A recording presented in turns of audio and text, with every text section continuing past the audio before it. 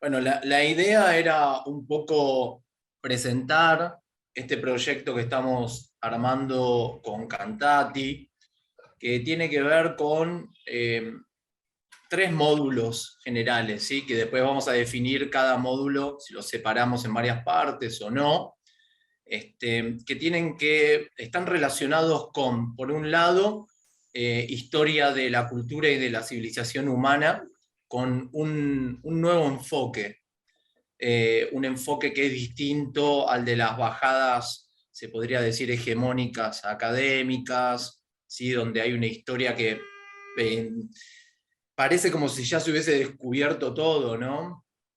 Como si la civilización como tal surge en Sumeria hace 6.000 años y bueno, y ahí va un desarrollo de la escritura, de los ideogramas de China, Egipto, India, y que esto tiene 6.000 años de antigüedad, 7.000 como mucho. La realidad es que la arqueología en estos últimos 10 años, 20 años ha avanzado muchísimo, desde el descubrimiento de Göbekli Tepe en Turquía, que muestra un templo organizado de más de 10.000 años de antigüedad, un tiempo en el que se supone que éramos cazadores-recolectores, por lo tanto no éramos sedentarios, no había templos, no había construcciones, menos en piedra y de las magnitudes de Göbekli Tepe. O sea, eso lo que implica es que el horizonte se está expandiendo, se está corriendo. Por lo tanto, necesitamos nuevos modelos descriptivos de la realidad. Acá en América, en lo que es la América nativa, que por convención se llamaba Via Yala, hoy en día por convención indígena, por lo menos en Argentina hemos encontrado restos de 40.000 años de antigüedad, de asentamientos. Este tipo de asentamientos están muy conectados a los guanches, muy conectados a las islas Canarias, Tenerife, por el tipo de altura de los personajes de la Patagonia Argentina, por el tipo de costumbres, por el tipo de construcciones que también se fueron desarrollando. Entonces, bueno, lo que estamos proponiendo es un nuevo enfoque de la historia, eh, y al mismo tiempo hay una crítica contra el sistema, digamos, no contra, pero es en favor de expandir el sistema y que el sistema no sea algo tan, sistema de educación, digamos, hegemónico, no sea algo tan cerrado, ¿no? Esto que decía al principio de que hay una bajada de línea donde parece que todo ya se sabe, donde ya está todo organizado y las cosas fueron de esta o tal manera. Y lo que va a guiar estos tres módulos, que son historia antigua, geometría sagrada y matemática sagrada, visto desde un punto de vista que tiene que ver con las cualidades, que tiene que ver con los arquetipos, que tiene que ver con el simbolismo comparado de todas las culturas. Y en tercer módulo estaría relacionado con los nuevos paradigmas científicos, ¿no? La nueva biología, la nueva medicina germánica, los campos mórficos, bueno, distintas física de plasma, cosmología de plasma, Bruce Lipton con la epigenética, bueno, como dije recién, Rupert Sheldrake. Y la idea es, en estos tres módulos, en estos tres campos de investigación, historia antigua, geometría sagrada y nuevos paradigmas científicos, es que no haya una bajada de línea ni una repetición memorística, que es a lo que está acostumbrado un poco, está cambiando un montón el sistema, ¿no? Pero los sistemas en general de educación tienen este tipo de técnica. Uno repite de memoria las cosas y hay una bajada bastante hegemónica, o sea, un punto de vista. La idea de estos tres módulos, ¿sí? Es que no haya una bajada de línea, sino que se investiguen distintos puntos de vista, distintos acercamientos, ¿sí? Y que no se repita de memoria, que se razone por uno mismo, ¿sí? Y esto lo vamos a lograr teniendo distintos enfoques, donde no haya una bajada hegemónica, sino donde haya varios puntos de vista. Esto es por la complejidad que la realidad presenta. O sea, lo que nos va a guiar en este proceso es la realidad es multidimensional, por lo tanto necesitamos una pluralidad de enfoques para abordarla. Entonces no va a haber una hegemonía, no va a haber una repetición memorística, va a haber planteos de la física de plasma plantea esto, Nassim Haramein plantea esto, la física reduccionista de partículas, el modelo estándar de partículas plantea esto. La historia de la egiptología plantea esto, pero también tenemos esto. Hay arquetipos junguianos, hay una repetición simbólica, pero también en el ADN de los pueblos americanos hay trazas de polinésico. Entonces hay que considerar una repetición simbólica por arquetipo, pero también una posibilidad de difusión concreta a través de viajes transatlánticos y transpacíficos en el Paleolítico. Vamos a ver todo apoyado en pruebas. Acá no hay ni canalizaciones, ni si bien tiene un enfoque que parece del orden esotérico, en el sentido de que vamos a ver la profundidad del pensamiento hasta llevarlo a su origen, todo va a estar basado en pruebas estadísticas rigurosas, ¿sí? Y a través del método científico. Pero lo que hacemos es extender los horizontes y las barreras de comprensión, porque la verdadera ciencia, con mayúscula, aplicada a la historia, a la historiografía, aplicada a la geometría, a la simbología, a la mayéutica, a la epistemología, y al mismo tiempo aplicado al modelo de física, de biología, etcétera, etcétera, tiene que buscar la verdad, tiene que estar libre de prejuicios. No puede ser que tengamos una historia de la humanidad que surge en Sumeria hace 6.000 años, entonces descubrimos algo de 10.000 años, lo metemos debajo de la alfombra, porque no encaja en el modelo. Estamos en un punto donde hay muchas inconsistencias a todo el discurso hegemónico.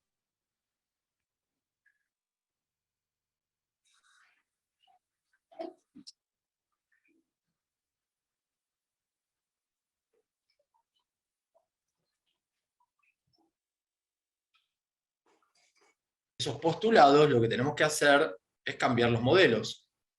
Por eso vamos a hablar de nuevos paradigmas científicos, por eso vamos a ver una nueva historia de la humanidad y geometría y simbología comparada. Eso sería como el panorama general, ¿sí? No sé si quedó claro, si hay algunas preguntas en relación a esto. Yo ahora les voy a mostrar algunas diapositivas, algunas láminas, algunas filminas, para que vean cómo se trabaja, porque esto va a ser un enfoque muy pedagógico, va a estar expresado en un lenguaje muy, muy simple, como acabo de hablar recién, y ese lenguaje se va a ir, si se quiere, refinando con las edades, o sea, no es lo mismo hablarle a un adulto que hablarle a un adolescente, que hablarle a un niñez, a un niño, una niña. Entonces también estos módulos van a estar orientados hacia este tipo de audiencia, de gente que participe, y todo el tiempo no va a ser tan verbal, va a ser mucho a través de láminas, de animaciones, que es la mejor manera de poder captar esto, ¿no? Que es mucho más hermoso, mucho más estético, es más artístico, y por supuesto podemos plantear algunos ejercicios, sobre todo con la geometría, pero con todo se pueden plantear experimentos, ¿sí? Llevarlo a lo práctico, a lo pragmático, al día a día, y también de qué me sirve todo esto hoy en día, ¿no? O sea, de qué me sirve toda esta información, de cómo lo llevamos al campo de lo pragmático, de lo práctico, del día a día, de una persona común y corriente en su casa. Y esto, bueno, tiene que ver, por un lado, por la dignidad humana, tiene que ver con quiénes somos realmente. No es lo mismo descender de un grupo de cazadores-recolectores hace 12.000 años que descender de las grandes culturas madres de la antigüedad que poseen un conocimiento trascendental, que podemos ver sin hacer algo retroromántico ni romantizar el pasado, con todo lo que el pasado tiene. Pero sin duda había un avance en aspectos humanos que era mucho más profundo que hoy en día, en el sentido de que hoy tenemos tecnología de hardware, pero no cuidamos a las mujeres, no cuidamos a los nenes, no cuidamos a los viejos, los ancianos. Tenemos un sistema de salud que no sabe recibir a las almas que nacen y despedirlas cuando mueren, algo que en la antigüedad estaba muy claro que eso era súper importante.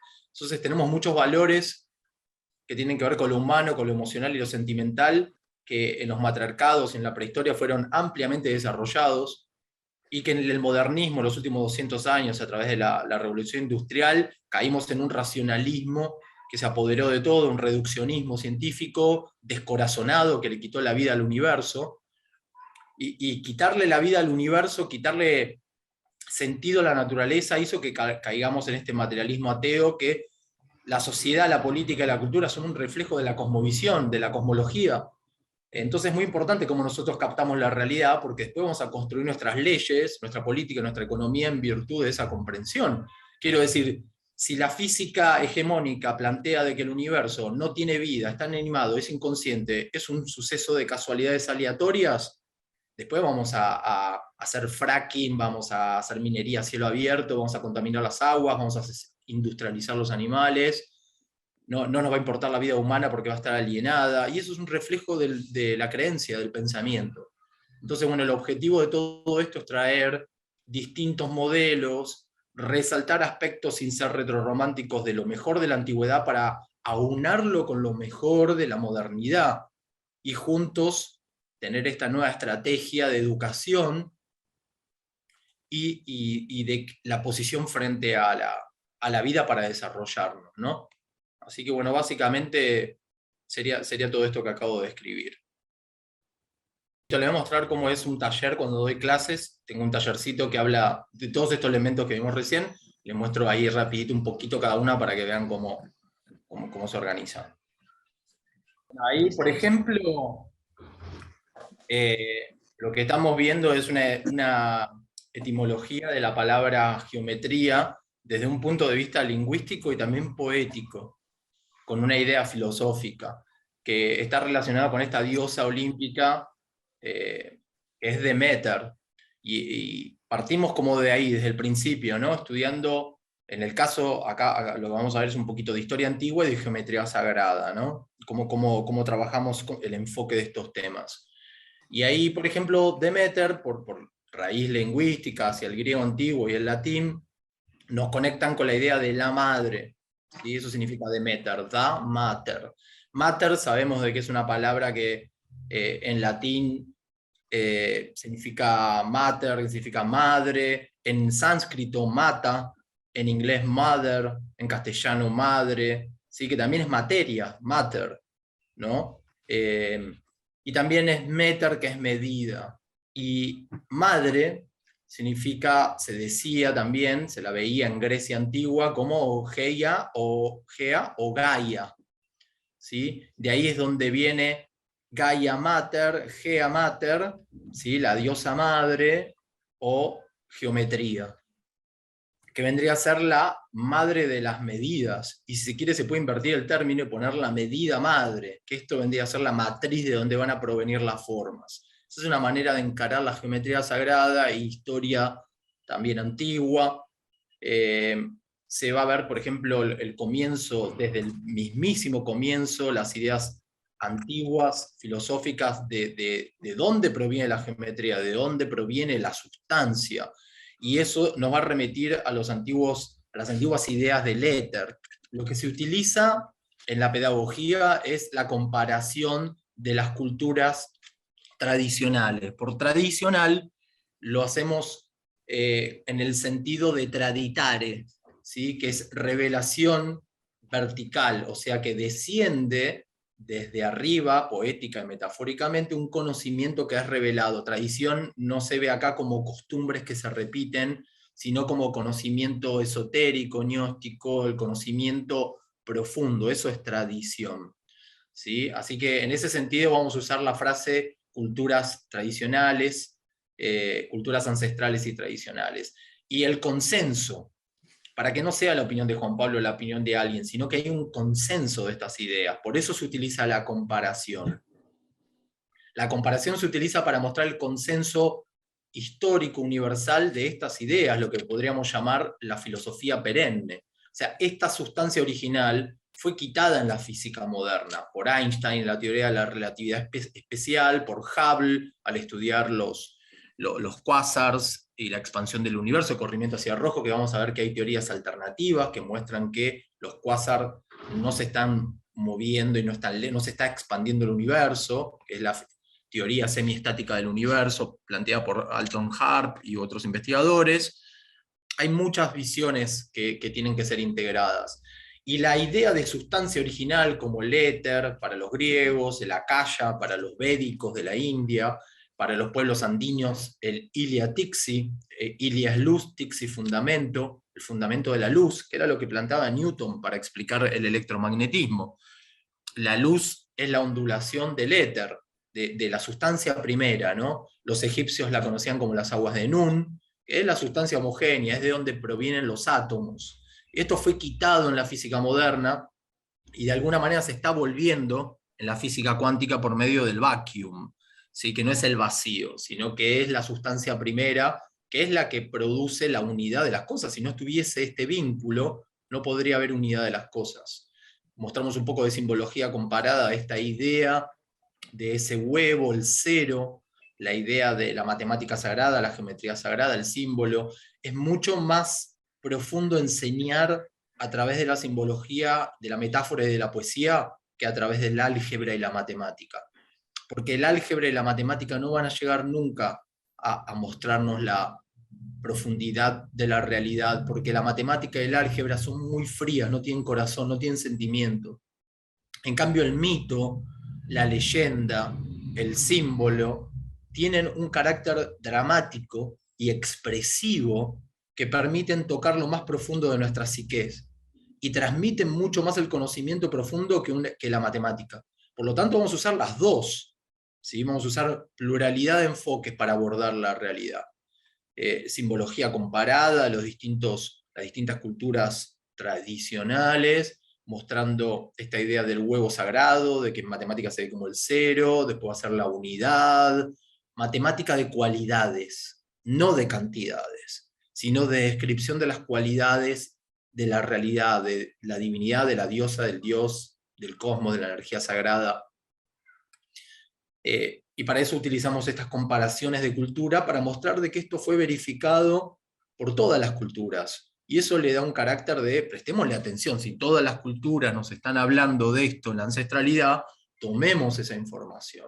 No son culturas ni salvajes ni barbáricas. La definición de espíritu de la antigüedad es idéntica a la definición de campo en la física moderna. La idea de que este éter filosófico es el medio de propagación de las ondas electromagnéticas, podemos conectar ancestralidad con física de vanguardia.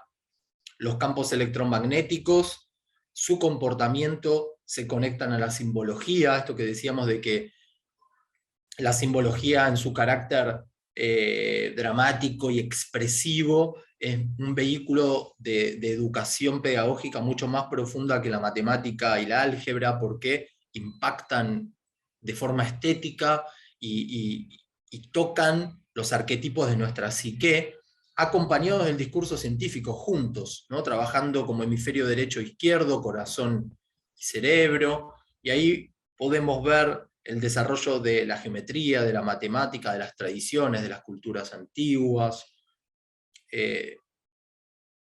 Acá les muestro un poquito cómo son los talleres que vengo dando, donde muestro también este tema de la hiperdifusión cultural, de que hay muchas cosas que nos metieron en la cabeza o están informadas como que solo sucedieron en un área, y sin embargo parecen formar parte de una tradición milenaria que está presente en todos los continentes, lo que valida esta información, ¿sí? El desarrollo de las glándulas, de los neurotransmisores, el apoyo biológico de los estados espirituales y de expansión de la conciencia,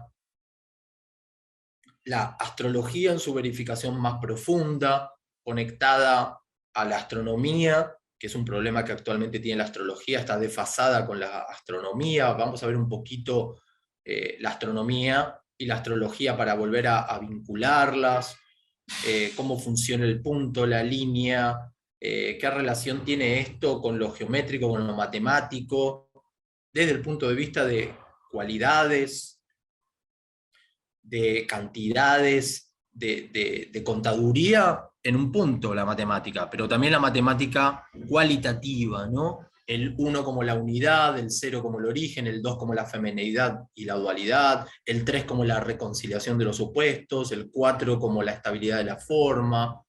Nos vamos a remitir a las distintas culturas ancestrales y a la poesía que expresa esta filosofía perenne, y al mismo tiempo a los desarrollos científicos modernos, ¿no? Y cómo se puede encontrar una teoría de campo unificada, una visión unificada de la realidad.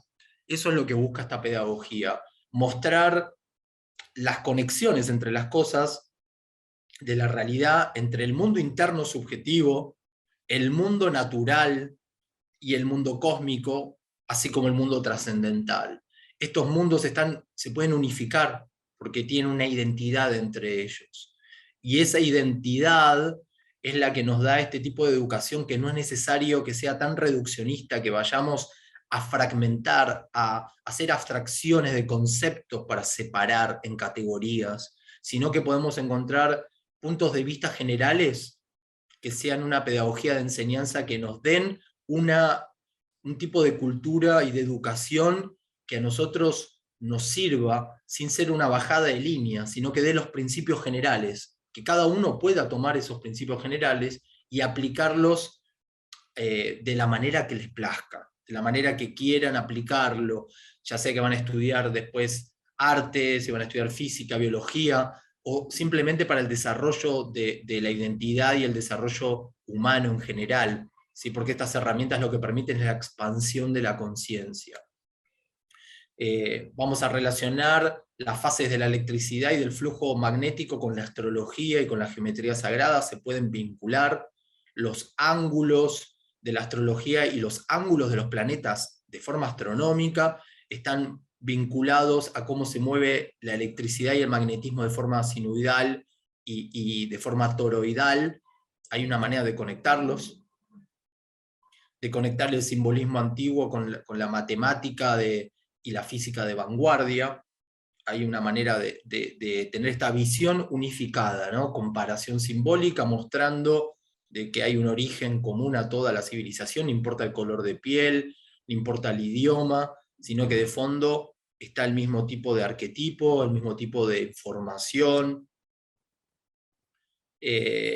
apelando a la razón y a la intuición, a la poética y a la ciencia para transmitir el funcionamiento, la historia de la humanidad, como dijimos, la historia de la cultura y de la civilización humana, como uno del primer módulo, que vamos a ver en cuántas veces lo separamos, y en 2 clases, 3 clases, pero ese va a ser un módulo de enseñanza, ¿sí? La cultura madre, las civilizaciones antiguas, nueva historia de la humanidad, nueva historia de la civilización, geometría sagrada, matemática, y por último el tercer módulo, nuevos paradigmas científicos.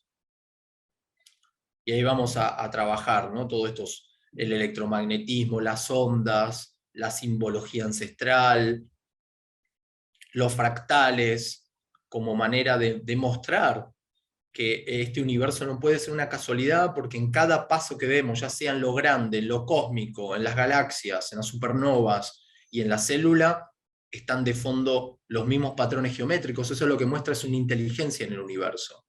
Y esa inteligencia está en el universo y está dentro nuestro. Hay una identidad entre la inteligencia personal y la inteligencia cósmica, y hay una relación. Así que estimular ese vínculo entre lo sagrado y lo humano produce por sí mismo una educación, que no es necesaria leerla, no es necesaria estudiarla. Si se estimula este contacto, uno aprende por uno mismo. Y se extraen los principios generales, por ejemplo, la Vishika Piscis, que está presente en las ondas electromagnéticas, en el comportamiento de la geometría sagrada de nuestra psique para hacer símbolos, y también en la construcción de la naturaleza macro y microcelular. Eso lo que muestra es el sello, el signo, ¿sí?, indiscutible de que está construido todo con el mismo principio.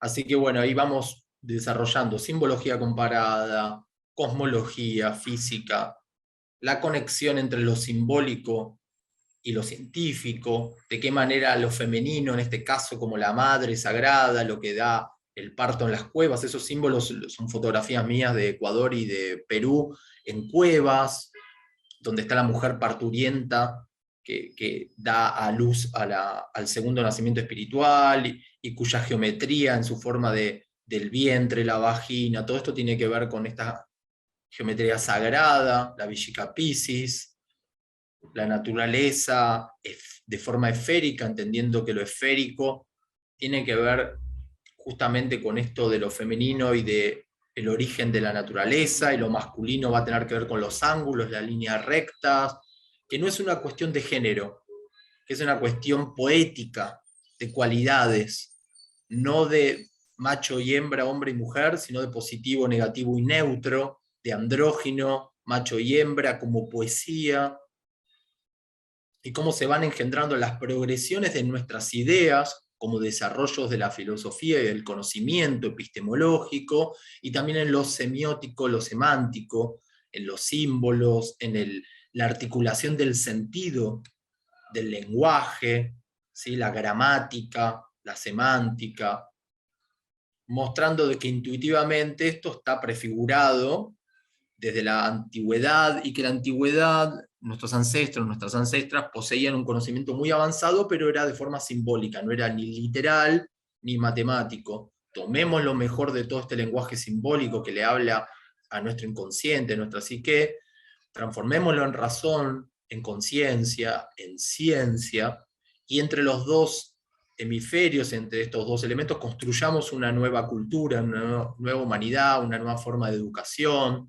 que estimule, que sea apasionante, que sea estética, que tenga belleza, que nos permita aprender por nosotros mismos, que podamos desarrollar la armonía entre lo masculino y lo femenino, que trabajen juntos, entender de que hay un montón de matices entre los polos, que los polos no pueden ser una dicotomía separada, macho o hembra, sino que hay una cantidad de géneros y una cantidad de matices que son los mismos colores del arco iris, que hay una manera de ver toda esta simbología conectada a la astronomía, a nuestra psique, a los símbolos de la prehistoria, que pueden ser reproducidos en experimentos. Estos son experimentos míos de física decimática, en agua, con luces LEDs y vibraciones en un líquido. Así que podemos de esta manera, como les decía, conectar la física, la astronomía, la simbología, ver la conexión entre los distintos símbolos de las culturas de todo el mundo, ¿no? Para mostrar esta unidad humana, ver cómo el arquetipo, ¿sí? Como en el caso de la esvástica, que está presente para los mapuches de la Patagonia, para las culturas de todo el planeta, hindúes, chinas, armenias, celtas, y cómo eso habla de un arquetipo que es el que construye lo grande, la geometría, los fenómenos naturales, están detrás de esto, cómo la ceremonia genera armonía, como los giradores de Papantla en México, que hacen una esvástica girando, imitando el movimiento natural de las galaxias, de las nubes, del agua, y que esto nos permite conectarnos en resonancia. Eso hace la ceremonia, eso hace el ritual, que hay que recuperar la ceremonia y el ritual en nuestra vida, porque eso nos armoniza con los principios. Si yo imito en una ceremonia, como el caso de los derviches giratorios, si yo imito a los planetas, a los átomos, si yo imito esos movimientos, genero una conexión de información donde yo recibo, no a través de la razón y la lógica, sino a través de lo que la física cuántica llama quantum entanglement. Esto lo descubre la física cuántica, que cuando dos electrones que pertenecieron al mismo objeto son separados y uno cambia el spin, cambia el giro de un electrón, el otro electrón, no importa la distancia que esté, importa, en el mismo momento sincrónico cambia su spin. Esto quiere decir que las partes tienen una conexión transtemporal, más allá del espacio, una conexión más allá del tiempo, que cuando uno se sintoniza en armonía, en belleza, a esa realidad como un todo, automáticamente recibe la información de ese todo sin mediación del intelecto, ni del espacio, ni del tiempo. Es instantáneo, uno recibe esa información. Después es trabajo de la razón y de la lógica pasar la palabra, hacerla entendible, hacerla pragmática a través de la ciencia. Así que de esa manera descubrimos los arquetipos. Arquetipos que están adentro de nuestra psique, están en la geometría sagrada de la naturaleza, macrocósmica y microcósmica, como acabamos de ver, y también estos arquetipos están de forma trascendental. Así que tenemos estos tres mundos: el mundo subjetivo de nuestra psique, el mundo natural y cósmico, ¿sí? Y el mundo trascendental o metafísico. Y que hay una identidad entre estos tres mundos, y que cuando se genera una armonía entre estos tres mundos, se genera un montón de conocimiento, de salud, de felicidad, y esto enriquece posteriormente las manifestaciones sociales y culturales, y por lo tanto van a construir sociedades mucho más en armonía con los principios cósmicos y naturales, y no una sociedad alienada y separada de la totalidad, ¿no? De forma reduccionista, materialista, capitalista, atea. Por lo tanto, es esto que les contaba, ¿no? Recién. La realidad, desde el punto de vista ancestral, es multidimensional. No se puede explicar la forma por el átomo. Eso es reduccionismo, reducir la explicación del todo por su parte, y su parte pequeña. O sea, eso es el reduccionismo materialista. Lo único que existe es la materia, y se explica el cuerpo por el átomo, por la célula. Nuestros ancestros entendían que la realidad era como una especie de cebolla, de mamushka, que estaba hecha por capas, y que esas formas, ¿sí? Las formas de la realidad están explicadas por campos que la envuelven, y no por el átomo. Eso es multidimensionalidad de la realidad. Y lo que hay en esta realidad multidimensional, ¿sí? Es una polivalencia de sentidos arquetípicos. ¿Qué quiere decir? Que hay muchos sentidos para explicar algo. ¿Sí? Tenemos el arquetipo de la esvástica, que es el giro de la galaxia, que es el giro del remolino del agua, y que es una ceremonia humana. Eso es polivalencia. Tiene muchos valores el arquetipo. ¿Sí? Entonces, para abordar esta complejidad de la realidad, necesitamos una pluralidad de enfoques, o sea, necesitamos muchos enfoques, que así funcionan los arquetipos. Un arquetipo no es algo definido, un arquetipo es un montón de cosas, ¿sí? Por eso es polivalente, tiene muchos valores el arquetipo, para decir qué es Venus, y Venus es el amor, es la belleza, es un planeta, ¿sí? Rige un signo astrológico, está conectado a una serie de simbologías que están presentes desde las Islas Canarias hasta Egipto y América del Sur. Entonces, esa es la polivalencia de los sentidos. Y ese es el enfoque y la pedagogía que queremos transmitir. Entonces, a lo largo de estos 3 módulos, vamos a trabajar con todos los enfoques que podamos para hablar de todo esto, ¿no? De la historia de la humanidad y de la civilización, un nuevo paradigma basado en la cultura madre y los arquetipos, una geometría sagrada y matemática sagrada, símbolos, y ¿sí? Primer módulo sería Historia de la Humanidad, Cultura Madre y Civilizaciones Antiguas. El segundo módulo, Geometría Sagrada y Simbología Comparada. Y el tercer módulo, Nuevos Modelos de Científicos, nuevos paradigmas de biología, de física, de cosmología, etcétera, etcétera. Utilizando esto, ¿no? Todo este enfoque para desarrollar, bueno, todos estos contenidos, utilizando la ciencia, utilizando la simbología, como dijimos, la geometría sagrada. Esa sería como la idea, ver distintas culturas, también reivindicar el indigenismo americano nativo, que quedó como fuera de lugar, y que cuando incluimos el indigenismo nativo de América, es como que son las piezas del rompecabezas junto a Europa, Asia, África y Oriente, que cierran el modelo de tener una visión unificada. Se entiende mucho más el origen de lo masculino, lo femenino, por la geometría, por la simbología, qué rol tuvo cada continente. ¿Sí? Esto está Fidel Valle, teníamos menires acá, en América nativa, compararlo con el desarrollo estilístico de los obeliscos, lo que es un menhir. Vimos una polarización para explicar que entre esa polarización hay matices, pero entender la matriz como la geometría, el patrón como lo masculino, la geometría matrística como lo femenino, y el patrón como el pater, el padre, y entender esos dos principios arquetípicos que están en la familia como padre y madre, que no tienen que ver con género de hombre y mujer, sino con roles de energía. Por eso vamos a hablar de poesía, vamos a hablar de cualidades, positivo, negativo, neutro, andrógino, y todos los matices en la polivalencia, y es el enfoque múltiple que necesitamos, una pluralidad de enfoques. para que no sea macho y hembra, sino que haya toda una pluralidad de gama de matices entre esos polos y desarrollar toda esta pluralidad, ¿no? Eh, Así que bueno, este sería como el plan y el método pedagógico. Ahí les muestro un poquito más cómo utilizamos la geometría sagrada, la naturaleza,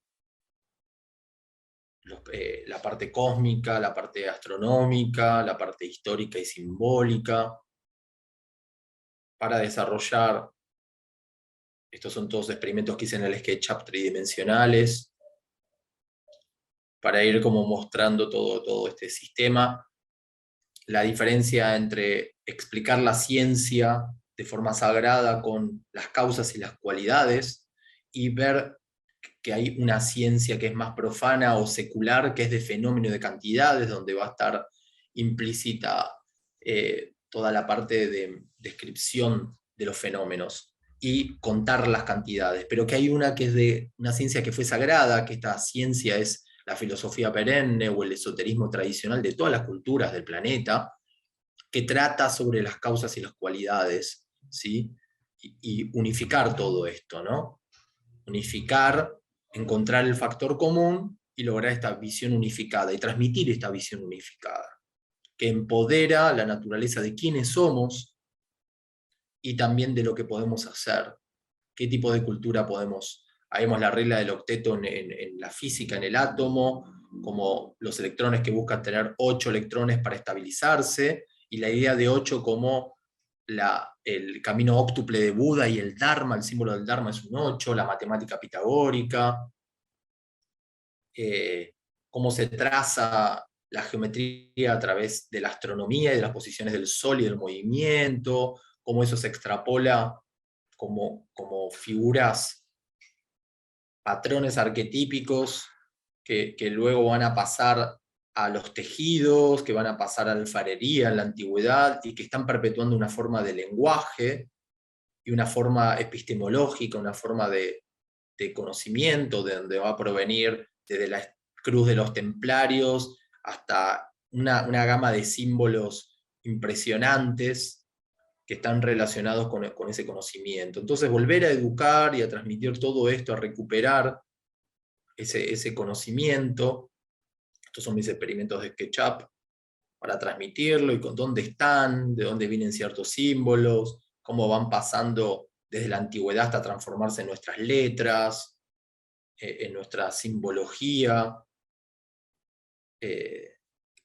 Así que bueno, historia antigua, geometría sagrada, simbolismo comparado, ciencia moderna, nuevos modelos científicos.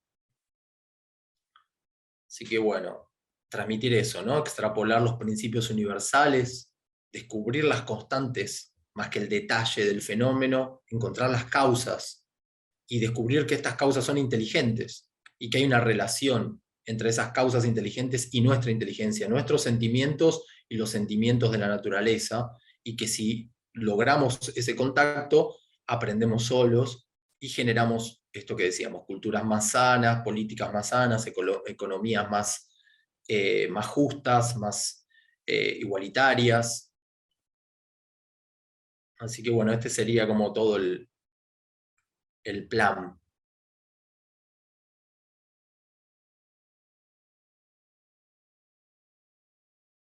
Estos son algunos experimentos que hice con el SketchUp, traduciendo la chacana andina de los pueblos de América Nativa, que utilizan mucho esta forma geométrica, la reemplacé por esferas y encontré que era la flor de la vida. Entonces, educar desde ahí, entender de que hay una complementariedad entre los continentes, entre las culturas que son de naturaleza axial, esto quiere decir europeas, asiáticas, de Medio Oriente, de Egipto, que desarrollaron un tipo de conocimiento, y las de América nativa, y que en el fondo son complementarias, son la misma idea y trabajan en sinergia, y ahí podemos encontrar, esta es la chacana andina nuestra hecha viendo las líneas translúcidas, donde encontramos la matriz de Nassim Haramein del vacío, Tenemos una manera de conectar la flor de la vida, las geometrías esféricas, con las geometrías de naturaleza ángulo recto y cuadradas, cubo de América, que son de naturaleza masculina, cuando las esféricas son de naturaleza femenina. Cómo está ese sexo sagrado, ese amor divino, ese plan de la humanidad complementario, de cómo se trabaja en equipo, cómo el hombre y la mujer, la geometría recta y la geometría esférica son complementarias, los principios de complementariedad, ¿sí? De sentido, de trabajar en comunidad, no contrario a todos estos sistemas darwinianos, reduccionistas, freudianos, de diferenciar, de competitividad, de azar. Nuestros genes son aleatorios. Ya no podemos sostener más esas ideas. Así que podemos no ir en contra de esas ideas, sino integrarlas en un modelo más amplio donde se forma una complementariedad y una nueva descripción del universo, esta cosa de que el universo explota como un Big Bang, los motores explotan, las bombas atómicas, el Sol es termonuclear, todo lo explota este modelo hegemónico. Y hoy en día hay otros modelos donde no hay ni comienzo ni fin, donde esta explosión no es tan verdadera, donde podemos tener esto. Ese es el resumen, ¿no? Complejidad multidimensional de la realidad, pluralidad de perspectivas para abordar. Así que bueno, este sería como todo el desarrollo.